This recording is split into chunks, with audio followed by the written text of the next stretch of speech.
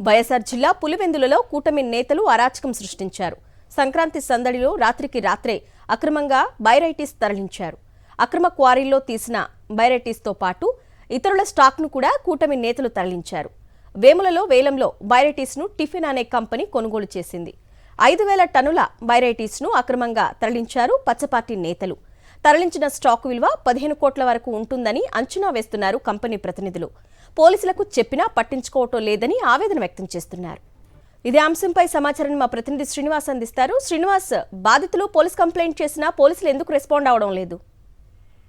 వాస్తవంగా టిఫిన్స్ అనేటువంటి బెంగళూరుకు చెందినటువంటి కంపెనీకి పులివెందుల ప్రాంతంలో ఉన్నటువంటి బైరైటీస్ ని ఏదైతే అధికారం ఉంది, ఏదైతే ఎన్సీఎల్టీకి వెళ్లి కూడా అక్కడ ఏదైతే వేలంలో ఈ స్థలం గానీ అదేవిధంగా ఈ ఆల్రెడీ తీసినటువంటి స్టాక్ ను కూడా వీళ్ళు సొంతం చేసుకునే పరిస్థితి ఉంది. అధికారికంగా వీళ్ళకి అన్ని ఉన్నప్పటికీ కూడా కూటమి ప్రభుత్వం వచ్చినప్పటి నుంచి కూడా అదే ప్లేస్ లోకి వెళ్లి అక్రమంగా మైనింగ్ చేయటం, అదేవిధంగా బైరైటీస్ ని బయటకు తీయటం జరుగుతూనే ఉంది.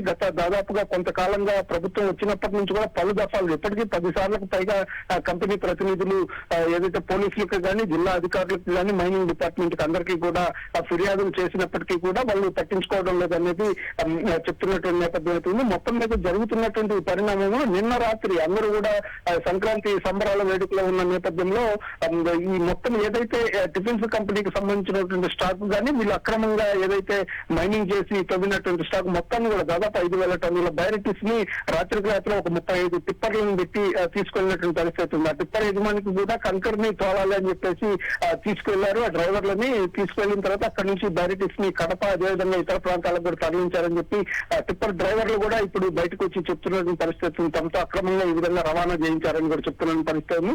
ఇంత జరుగుతున్నప్పటికీ కూడా పోలీసులు కానీ జిల్లా యంత్రాంగం కానీ ఇప్పటి వరకు కూడా స్పందించలేదు. దాదాపుగా 15 కోట్ల విలువైనటువంటి బైరైటీస్ ని అక్రమంగా అక్కడి నుంచి తరలించేసినటువంటి పరిస్థితి మనకు స్పష్టంగా కళ్ళ ముందే కనిపిస్తుంది. గతంలో వీళ్ళు చేస్తున్నటువంటి అక్రమ మైనింగ్ కు సంబంధించి జిలిటన్ స్టిక్స్ ఉపయోగిస్తున్న నేపథ్యంలో దాన్ని ఆసరాగా ఆ జిలిటన్ స్టిక్స్ ని ఉపయోగించి ఒక వ్యక్తిని హత్య చేసిన నేపథ్యంలో కూడా కేసులు అనేటువంటి పరిస్థితుంది. ఇక్కడ జరుగుతున్న అక్రమ ఏదైతే మైనింగ్ ఉందో దీన్ని కూడా అప్పుడు ఉన్నటువంటి ఎస్పీ హర్షవర్ధన్ రాజు కొరడా వినిపించినటువంటి నేపథ్యం అక్కడ పోలీస్ పికెట్ కూడా ఏర్పాటు చేయాలన్నప్పటికీ కూడా స్థానిక పోలీసులు కానీ జిల్లా యంత్రాంగం ఎవరు కూడా స్పందించలేదు. పోలీస్ పికెట్ కూడా లేదు.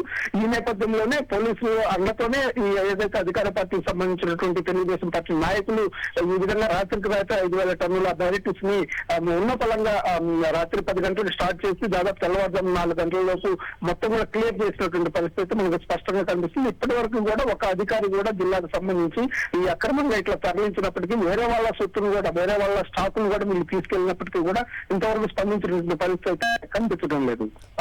ఈ అక్రమంగా తీసుకెళ్లిన స్టాక్ వెనుక అసలు ప్రధానంగా ఎవరున్నారంటున్నారు?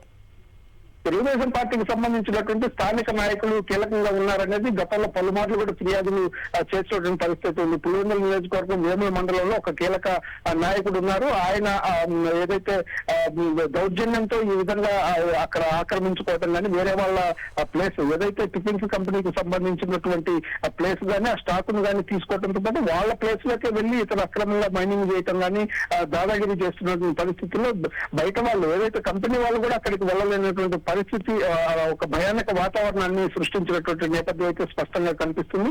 ఈ నేపథ్యంలోనే ఆ తెలుగుదేశం పార్టీకి సంబంధించిన కీలక నాయకుడే ఈ విధంగా చేస్తున్నారనేది అయితే వాళ్ళు ఆరోపిస్తున్న నేపథ్యం అయితే ఉంది.